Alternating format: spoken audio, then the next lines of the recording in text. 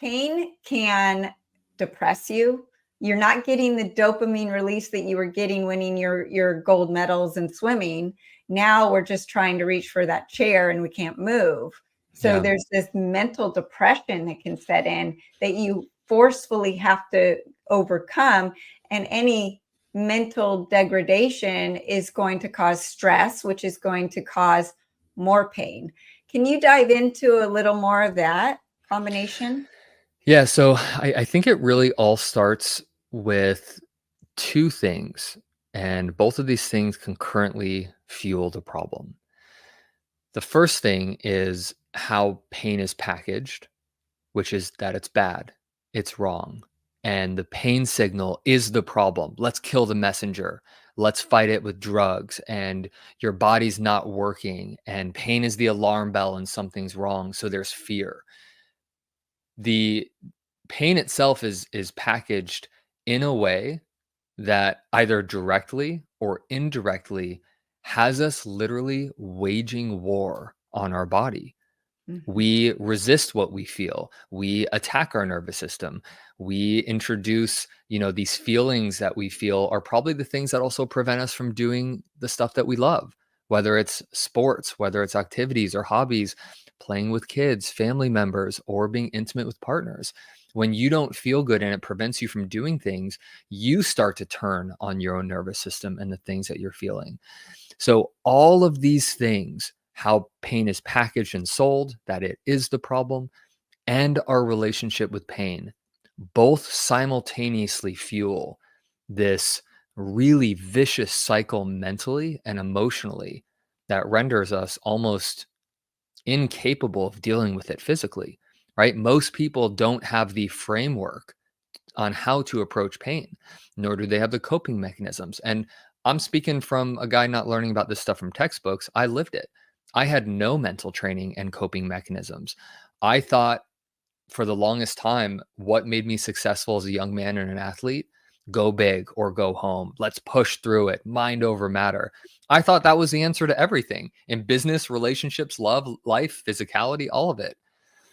The thing is when your body doesn't really work that well, when you push it hard, it's going to push back 10 out of 10 times. And it wasn't until I really had to reassess, oh, what I'm doing, which is fighting my own body, is not working because we're both losing. I'm losing and my body is losing. And this is the in-between stuff. This was the things that, and I don't blame them, it's what the PTs and the doctors and the chiros weren't talking about because it's not their field of study. But nobody was sitting me down and saying, hey, what is your relationship with this sensation? And what does that have to do with why you're sabotaging your rehabilitative process?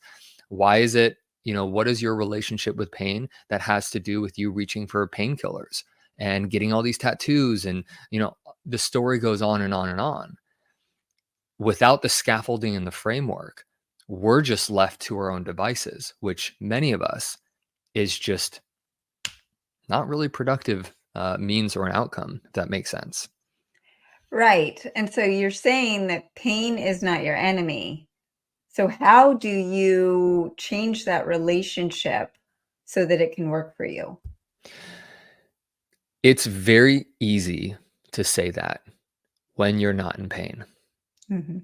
It's very easy when you're on the outside of it to then say, oh, let's befriend it. Two things have to happen simultaneously.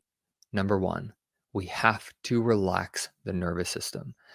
I can't help you change your relationship with pain if you're going through a severe flare up, a blaring nerve pain episode. It's like setting somebody up for failure, right? We have to calm down the nervous system, down regulate it, relax all these overactive nerves, which is, and I don't say this to minimize people's experience with their body.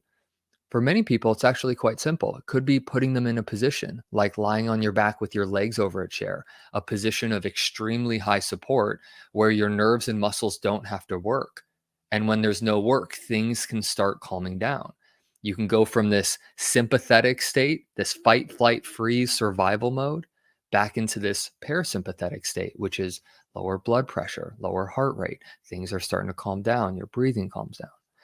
So we have to, number one, relax the signal a little bit, and simultaneously, number two, work on how you relate to that sensation in the first place.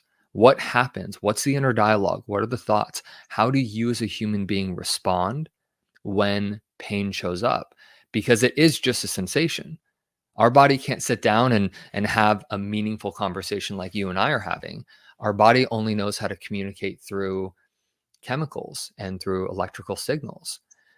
It's what our psyche does. It's how we attach meaning to those signals. Pain is bad. This is wrong. How we attach memories and emotions and irritability and anger and depression.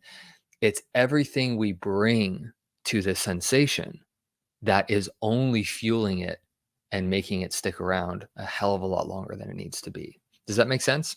It does. And being a mom of three, and you have not had this experience, but going through labor and delivery, very painful, but you know there's a purpose.